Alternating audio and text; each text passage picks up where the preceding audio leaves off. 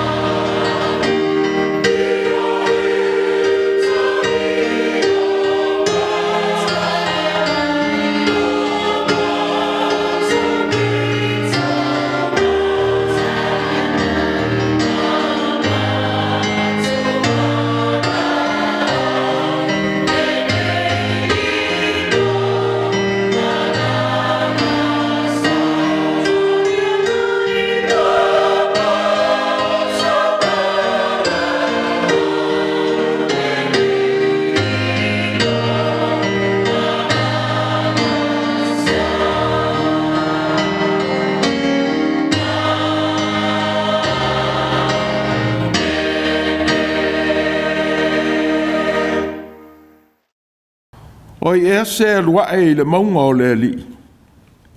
Oi se tu mau I lona fioanga po ia. O le ua iei lima ma le loto ma. O le nau na loto I le mea Faitau waa. Ma o le tau tō wha ole. Na te mau le manuia mai le ali. Ma le ame o tonu mai le atua o lona wha o le tau. Se o tātou te tāno.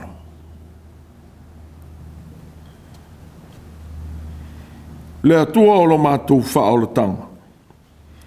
O mātou iei whātasi ma lau e kāle sia, a o lo tunu o tāpua'i I le nei sa. Si ia e la mātou vi inga ma le whamanu I lo suafa pa ia. Peitai, o au na lea o ngā ma le whātau waa I mātou manei. O mātou te tālo I nai, lo o whio mai a nganga po I ai. E te tauta o lua I le tāpuinga nei. Mātou te whaia ai le nei sāu ninga. E ala I lau taita inga mana. Ia vi ia ma po ia lo suafa le atua I le tāpua inga a lau whanau whātua tua ua I whātu nei. Te ea whio maia, ma whaai lo mai lo loto lo toi whātasi mai mātou I le nei sounding. E ala lo mātou te tālo I le suafa po ia o Iesu ke riso lo mātou wali whaola. Amen. Se o tātou vi ia le atua I lona vi inga e valus furu mani tolu. Valus furu tolu le vi inga o le atua.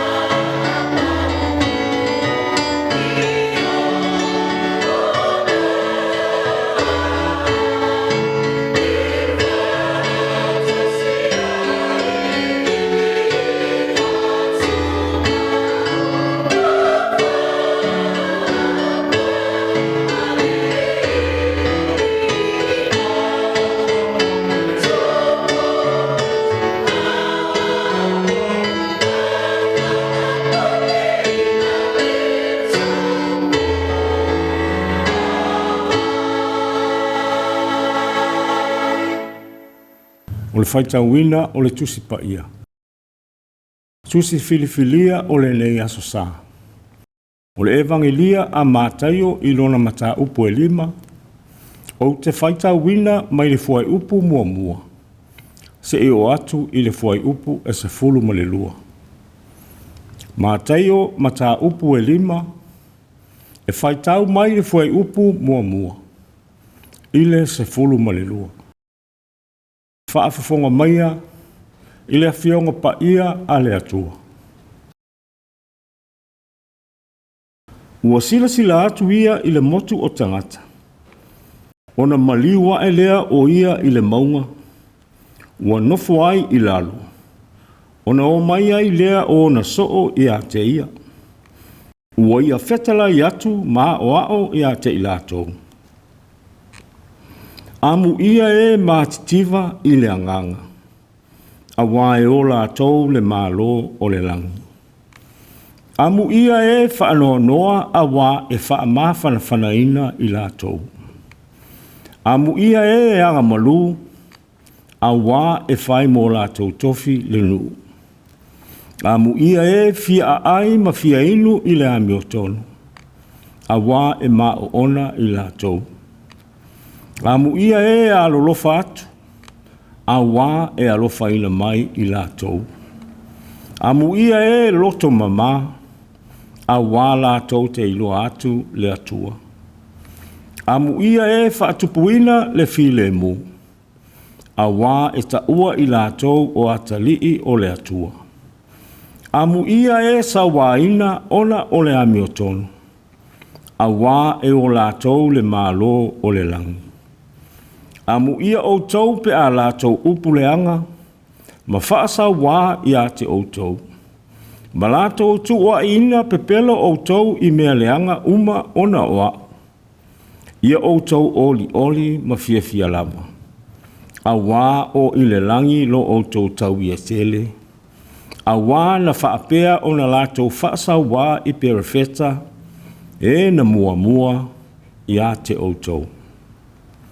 Ia whamanuia tele mai le atua i lo tātou whaalongolongo i lana awhionga. Ia i le atua e to atasi o lo tātou whaola e ala ia Iesu Keriso o lo tātou wali. O le vi inga ma le mamalu. O le malosi ma le pule i le amatanga. I nei o na pou. E a le tu lava. Amen. Se o tātou te talo. Lo mātou ta mai o i le langi. Ia pa ia lo suafa. E ofu oe i le vi inga ma le mātanga o fie. Ua whai oe ma mea mātou tena nofo ai i lea tūpulanga ma lea tūpulanga. A o le i whānaua mai maunga. E le i whaia foi e oe le lalolangi ma le atu lau. O le atua oe mai le vavau e o i le wha vavau. Ua tatau ma le lei o la vivi i atu. Ma ia whaipe senga i lo suafa le silisili e se. Ia tau atu i le tae ao lo walofa. Ia tau atu foi i le pō lo wha maoni. Ua mawai atu le pō. Ua ala whai mai lau whanau i le nei tae ao i le manuia. I le aso sā lo na lua o le tolunga o māsina o la mātou fōlaunga i le nei tausanga. Lea li ie, whaafetai i le ola ma le mālosi ua mātou maua i aso uma e le au noa. Pe a mātou tō mānatu foi i le anoa ai o lu i tau o le ola sa mātou fetai a.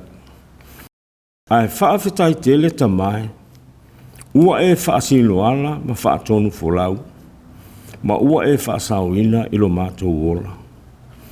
Whaafetai ta mai i lo walofa tū noa ma lau mea alofa o le whaatuatua. Ua au maia o le whaamā whananga sili i o mātou loto mahanganga. Ua au maia o le iloa ma le mauti noa o oe lava o lo mātou atua o lo soifua whaatasi mai mātou. Ia mātou iloa o le whaafo i atu o le whaafetai i a te oe le matai. Whaafetai i lau tausinga i nai o mātou ta māma tina mātutua. I le tali mau wai i o mātou a inga. O nisi fo'i ua I maota ngase, ma fale whaapitoa ua tausi ai.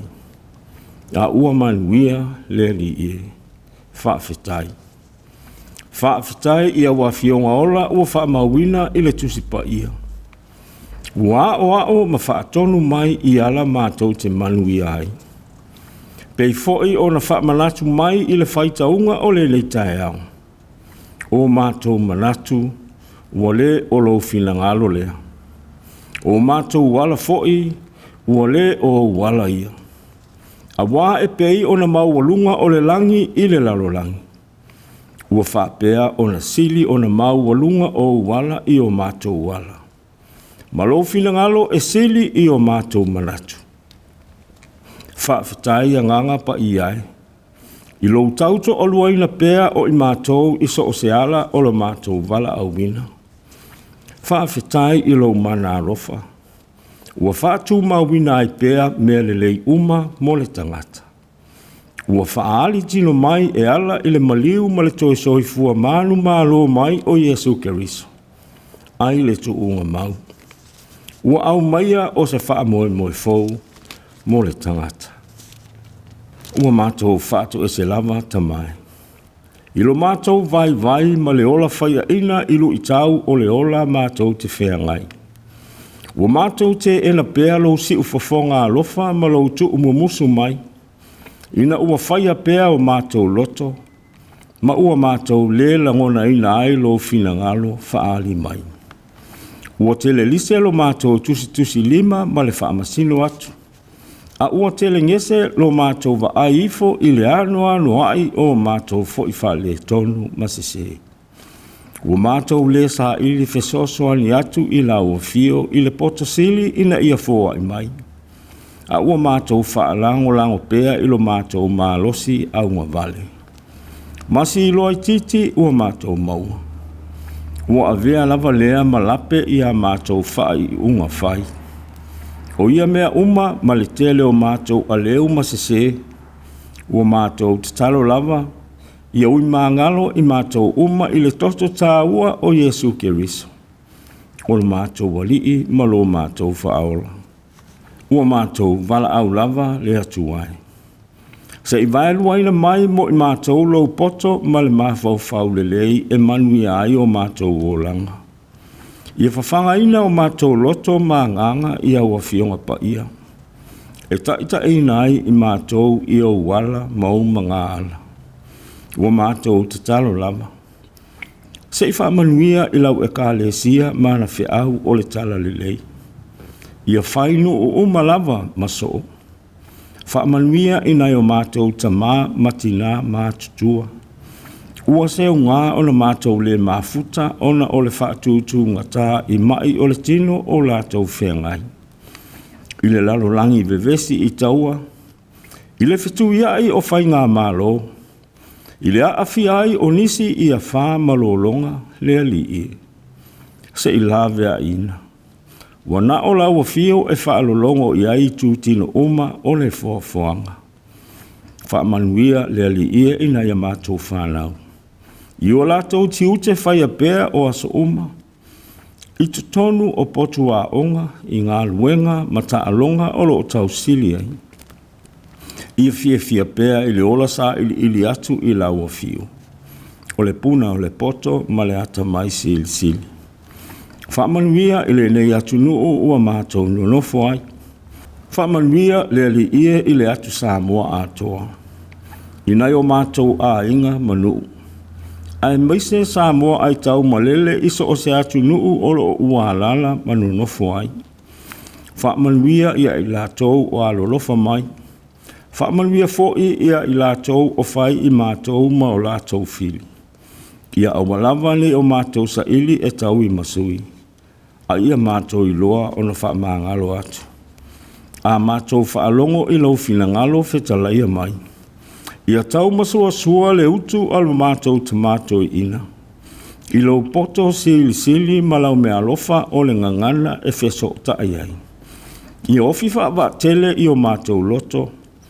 Ma fina ngalo o lau whanau whaatua uma. Le tala le lei na fio mai ma le mesia. O a mātou talo talonga ia tamai. Whaatasi ai ma le tele o te talo le leoa i o mātou lava loto taito tasi. Ua tuui na atu ma le whaatua tua ola o mātou loto. Ua e whaafafonga ina loto o lau whanau. I le suafa mamalu o Yesu Keriso o le mātou alii ma lo mātou whaola. Ua ala tuaia mātou talo talonga uma. Amen. Tātou toi pepese i le pese e se lau se fulu ma le tolu. Se lau se fulu tolu le pese tātou te pepese ai.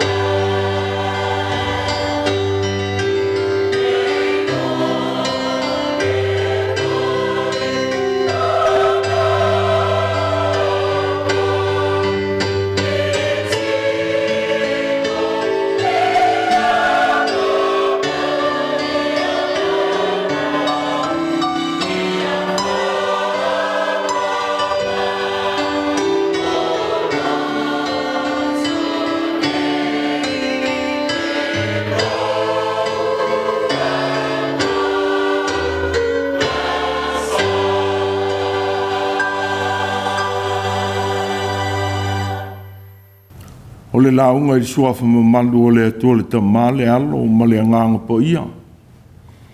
Ma o le matua o le launga i le nei sa. Le vanga lua o le whaipu mua e tau atu le whaipu e 5.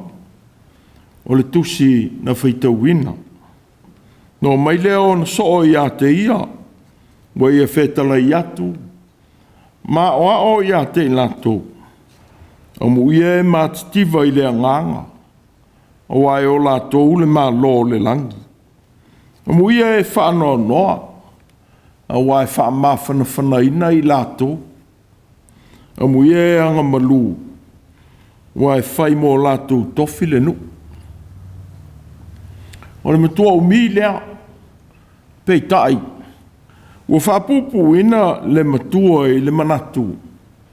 Whaai loa le Mālō fulifaō. Whaai loa atu le Mālō fulifaō. O le au a ngai le ave o au o le sami. Po le te tafe o vai tafe o stangata a au. O se mea whainga tālea e whaia e tangata a au uma. Wa tu sa lava po le ale malosi o iai li tangata a au. Tu sa foi po le ale a ta mai a o ina. E whaia ai lea mea. E ulawa ina vai. Ma ngoto unga li tangata a au. Mua le ave o le au. Ma le te tafe o vai tafe. O ngā salonga masani ia o le fuafuanga. Na whaia ai e le atua. Peitai. E ma whaia le atua ona suia le te tafe o au o le sami. I le angi a le matangi. A vai tafe. Wa tu mau le anga ai o inga na whaia ai i lona tafe atu i le sami. E whapea se ata o tātou maua. I le manatu o le nei e sā. I le tau whaamatala ina o le Mālō le atua. Ua whaailoa mai e Iesu. O lea whaamatala ina e Iesu o le Mālō le atua. Mana anawa whaatino ina.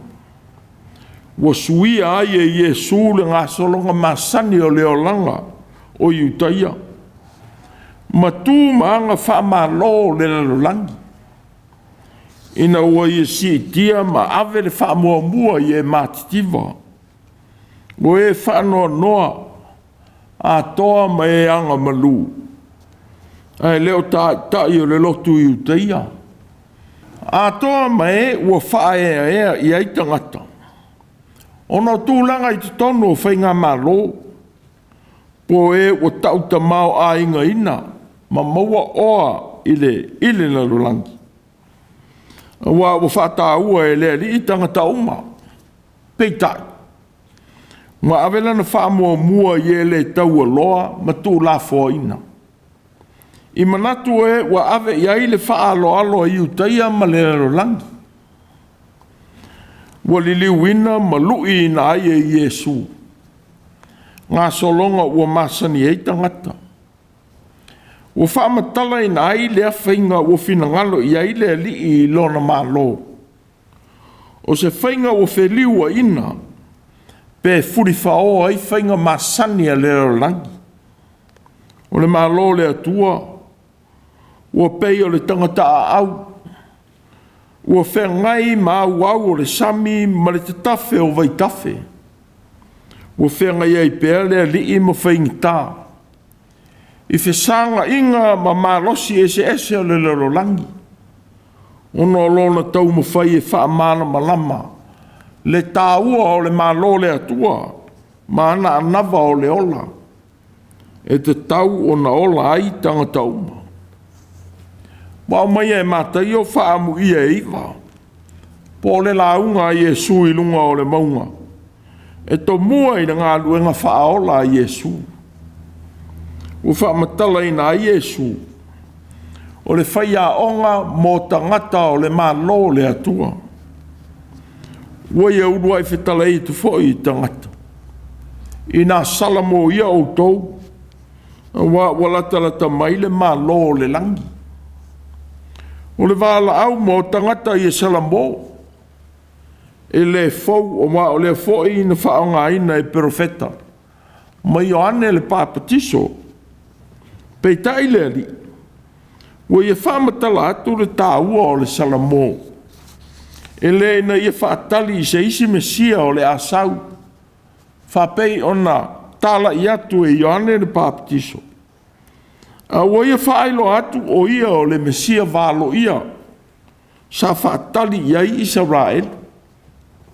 O lea tala i ngā le li. Sa whainga tāo na ofi loto o tangata. Mu whao ngā ina fwoi le Tusi tala o Mataio. Le Mālō le langi. A wa o le mawhai e Tusi tala i utaia. O na whao ngā le suafa o le atua. O lea o whao ngā ina i le langi. O lea whioanga pa ia o le atua. Po so lea ma le wala wina e Jesu o na soo. Ma ie whaiwhaiva i ngā tai whale. Na ie ma whaiwhaiva i tangata i nuu mātunu. E tā lai lona whina ngaro. A toa ma lona wha malolo ina o mai ese. Wa tui natu i a te ia. O whailea ma whale a onga mō na soo. Na ia whaamatala atua lea i o na soo ma e ua mulimuli atu i a te ia. A mionga e te tau mo e uma watalia i lona Mālō. Ua whai ma Autū a mionga tau a loa o le Mālō le atua. Le pua mu ia po o le manuia. Ua avea ma Autū o saunoanga e iwa le ali. Peitai. O le uruai wha amu ia a le ali. E mo e mātitiva i le anganga. E manatu nisi. E le iso ona tuina i le amatanga o wha amu ia iwa. O wa whailea. Ma wha avae o wha amu ia e valu muni mai. Ma o le mawhai ona wha taunu ina lea mea se malosi. O se tangata. Se i vanga nā ua maua e le tangata lea nganga o le tangata mativa. Ma le maua o se mea. Ua whaalango ato atu lona ola i le atua. Ua le mawhai fo i le tangata ona langona le whanau noa. Se i vanga nā ua mativa i le nganga. Ua winga fo i le mea. E le o le whanau noa na o le taunu unga o tātou ngasala. Peitai. O le whanau noa loto i luma o le atua. Ona o le tūlanga wo o iai o tātou o langa. O le ala ngona o tā ua e paulo. A wā o le ti ngā e tusa i le atua. E tupu ai le salamo e o i le whaolatanga. E le toi saafi ai. A o le ti ngā whaalera langi. E tupu ai le oti. U whamatala atua i e paulo i tangata. I le whai ui unga o le Gāluega tāla i Korinito. O le Mālō le atua. E tāua le salamo. A toa ma le whātua tua ia Jesu Keriso. O ia o le alii ma le whaola. E le mwhaifoia le tangata o nanga malu. Se ia vanga nā ua whamaulano o ia te ia lava. Wa manatu i le atua mana mea lofa. Mo i longa ai le isi tangata. E sili ia te ia. A whai tātou te le i loa, lo tātou mo mia o lo tātou whaamativaina. E le mwhai ona tātou sa ili. Manauna watu i le ami o tonu o le atua. E taita ina ai o tātou o langa. Awa a whai e te whaamaua lunga i o lava manatu malangona. Ua sili oi inisi. O na whainga tā leo na e langona. Le loto maulalo. E talia ina ai le isi tangata. O le nganga maua lunga o i le upuanga malu. O le malosi le mawhai ai o na pū lea e oe lava. Ua whaamatala ina e stasi ali isu e su e li tuspa ia. E tal tangata anga malu. Peitai. E tā fia i lona ustai ma le matau i le atua. Se ngā yo inga sā wā ma le taui masui I se ua le fia fia iai. O le anga malu I luma o le atua. O le usita I atu lea I lona fina ngalo pa ia. Ma tausia ana tū la fono o le o langa mamā ma le soifua whaapa ia ina.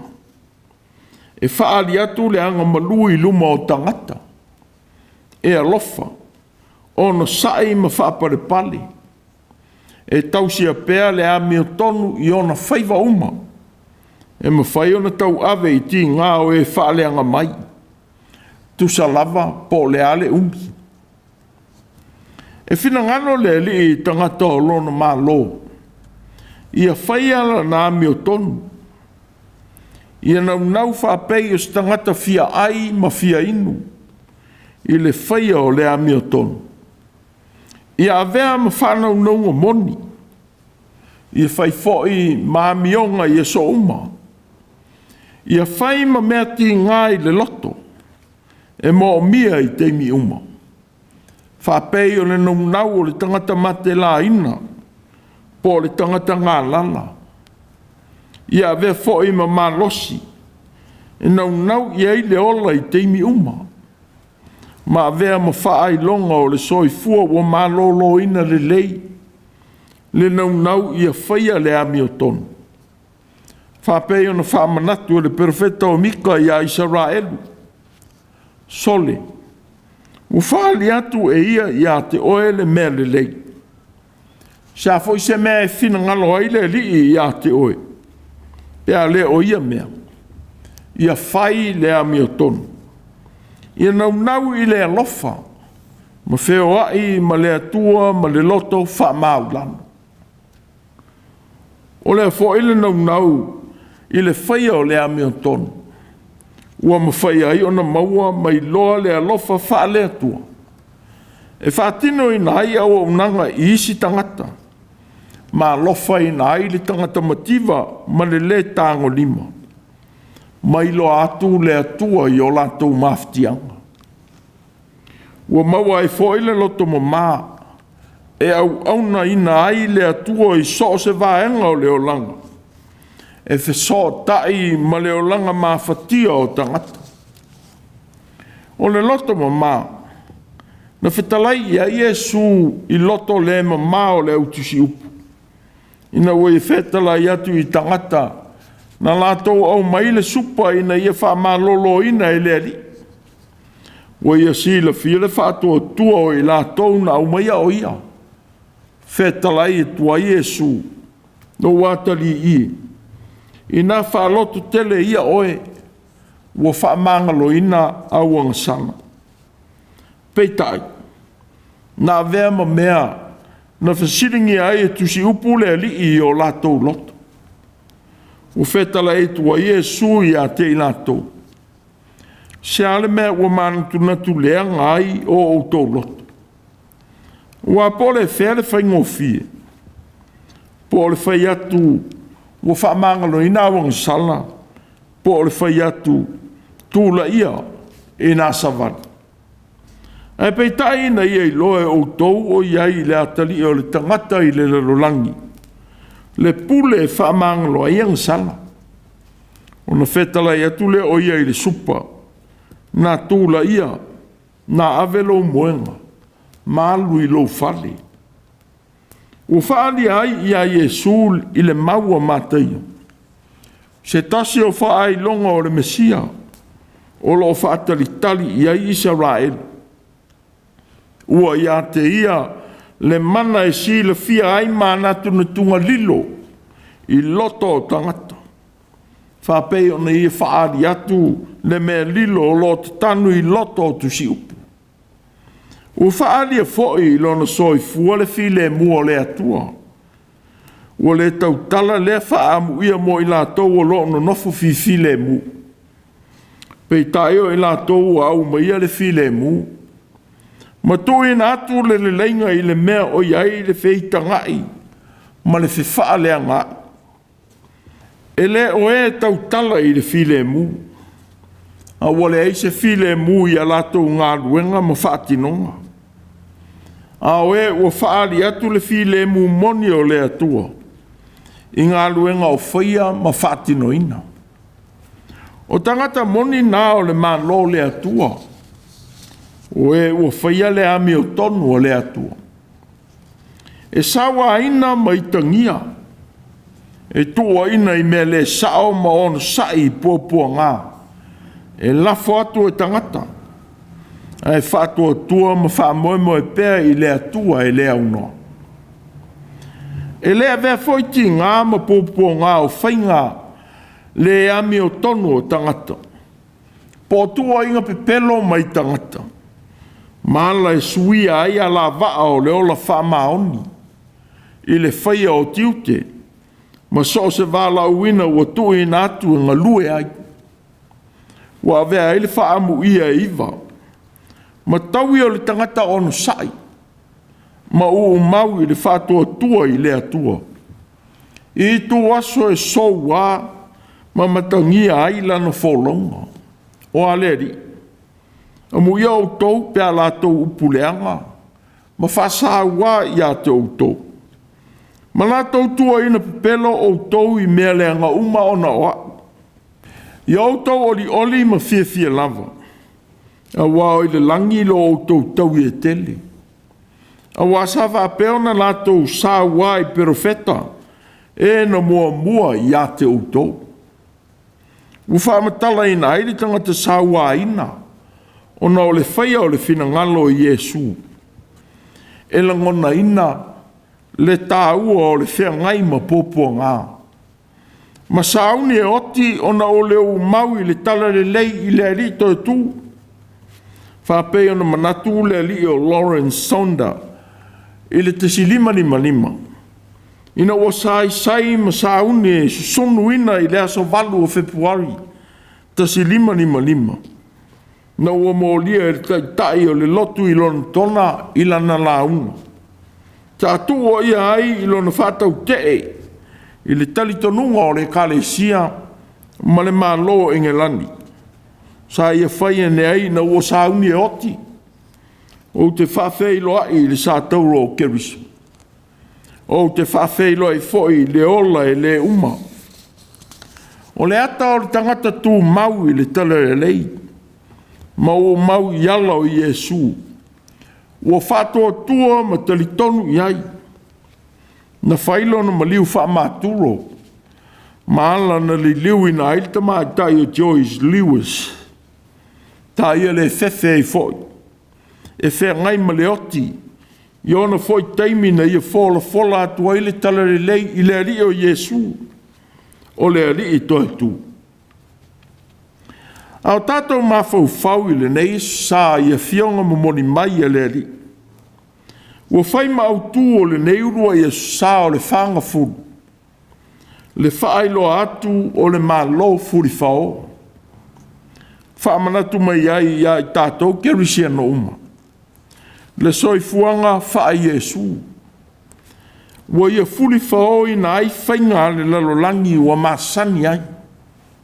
A toa matalitonunga wha are whenga inga tuai. Wola masa ola ai tangata. Ia e sui atu le oti I le oti. O le mata e sui ai le mata. O le nifo e sui ai le nifo. O le lima e sui ai le lima. O le vae e sui ai le vae. O le mu e sui ai le mu. O le manua e sui ai le manua. O le tā e sui ai le tā. Pei taina Mālō o le langi. Ua whaai loa mai e Yesu I le langi. Ua whetalai manino ai le li. Ai o te whai atu au I a te outou. Auane I outou te e atu I le leanga. Ai se na te pō mai I lo ala Faitau matau. Ia e li liu atu I a te ia le isi. O le fia whai se whaamsinonga ma oe ave lo o futino. Ia e tu atu fo I ai ma lo o futile. O le Mālō le atua e nau I le ola. Ai leo le oti. E fia e anga teleina. Ma tali atu I le file mu I le loto whamangalo. Au tātou whea ngai mafutianga ese.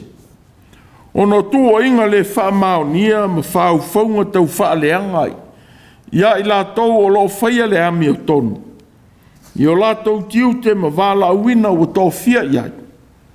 O whaamana tu mai le neulu ai vāi aso o le whanga fulu. Le tāua o le feeling ngā i le whātuma wina o le whaia o le mea sao. Ia tū mau le manatu.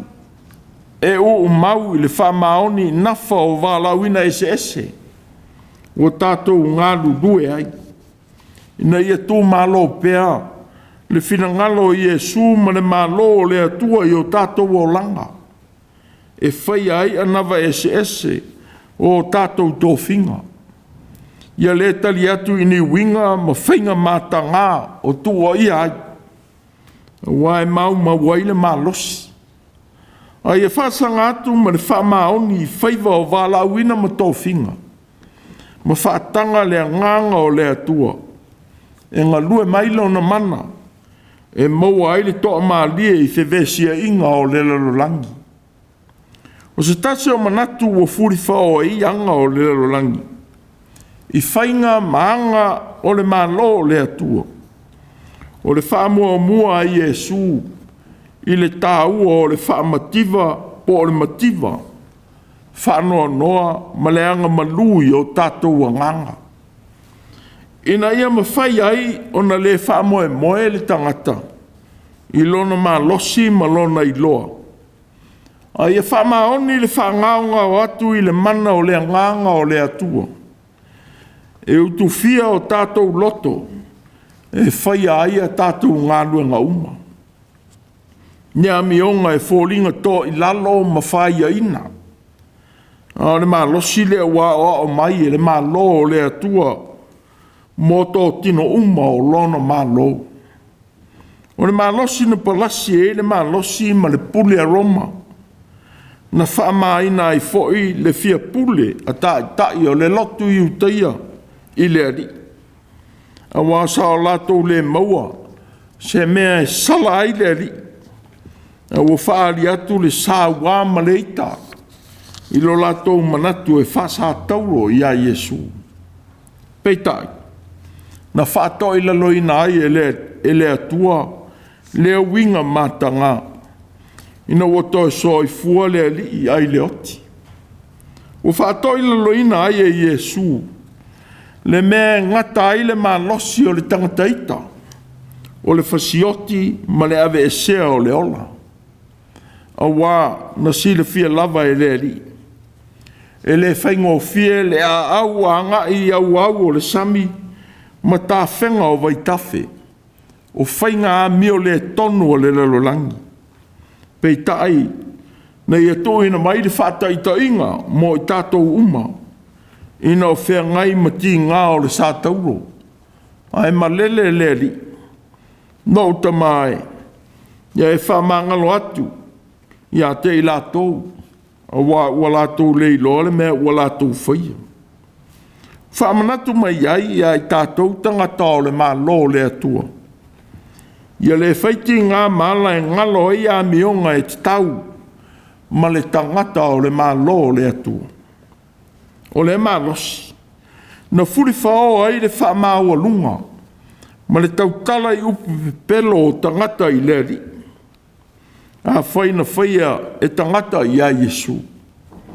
Sili foi ona whaatino ina e tangata le tali tonu ma le whātua tua i a mionga mātanga. Ia i lātou ua muli whaamaoni atu i a Iesu. Upolo ina i tātou uma. Ia whaailo atu le Mālō fulifaō le atua. O le Mālō na te liliu ina. Whainga mā mionga pi o wa masani i ai le larolangi. Ila na ami o tonu, ami o mamā, loto a lofa, ma le whaatupuina o le file mu. A toa ma le tau i masui so se whaasā wā, pe whaaleanga mai. O wālauina ai le nei sā o le whanga fulu. Le tāua o le ami o tātou ti tālai atua i le Mālō le atua. Whapei ona whautua atu Paulo I Kerusiano o Efeso. Ia te ama o tau upu whawhiu umalawa. Ma le lotoa, ma le ita, ma le leo tele, ma le upu whaaleanga. A toa ma le loto leanga umalawa. A ia o tau whianga le ia. Ia whe muti vale ai lo o tau alofa. Ia whe whaamanga lo ai o tau. Whapei ona whaamanga lo ina o tau e le atua I a Keriso. O whaamatala atua I Paulo I Kerusiano I Efeso. Le tāu o e tala ina ai le Mālō le atua I e o le iloa. A wai leo tele malongo le leia I e o mata mai e tātou ngā luenga. E tala ina ai le Mālō le atua I tangata. Na iloni winga e whawhia I tangata. Ai le moni. Walawina ai tātou uma o whaima soo le alio I Yesu. Ia mātala I tu aso. E whaao sooso pe tofoina ai lo tātou avea. Ma tangata o le Mālō le atua. Awa e ta mai fo ili ti Apolo ia I ana whainga tau whaase ma tau whaase. E mai le ina ai o tātou wola ma nganga. Ina ia toso atu I tātou e whaia mionga. E fōlinga lofa ma whaamaria loto. E whenga iai ma pōpua ngā. Ma tau vale ina ai lo tātou avea ma tangata o le Mālō le langi. Peitai. O se whamanatu le lei mo lo tātou avea ma tangata tā lai o le Mālō le atua. Ia wha le atua o tātou loto I teimi maasa uma. E whaia ai ngā luenga lofa o le Mālō le atua. Pe whesoa soani I so se tasi. Ia le wha meo foi. Pe a anga le anga ina I tātou e tangata I le whaia o ngā luenga le lei uma. Wa o le lava, sa whenga I foi ma lo tātou ori. I lona tau wha amana ma la matu I tangata, male la lo langi o le wha o la tanga. No mai lea o hana soo I a te ia. Wa ia whetala I atu, ma o ao I a te I lātou. Amuia e mātitiva I lea nganga. Wa e o lātou le Mālō le langi. Amuia e whanoa noa. Wa e wha mawhana ina I lātou. Amuia e anga manu. Wa e whai mo lātou tofi le nu. Whaailoa atu le Mālō fulifaō. Tātou whaaiu le pese e valus fulu. Valus fulu le pese tātou te pese ai.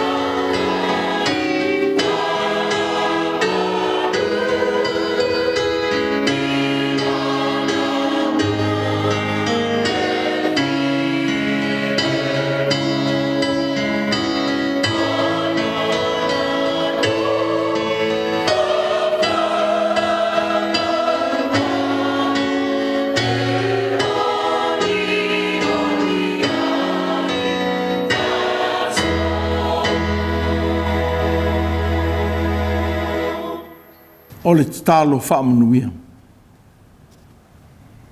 Le atuai, wa mātou wala au tu lava, te awali tia whaiva o le tangatanga lue o le neiva Yesu sā, a toa ma whanau i a onga. Whapea le tāli mawai o le au mātutua i a inga.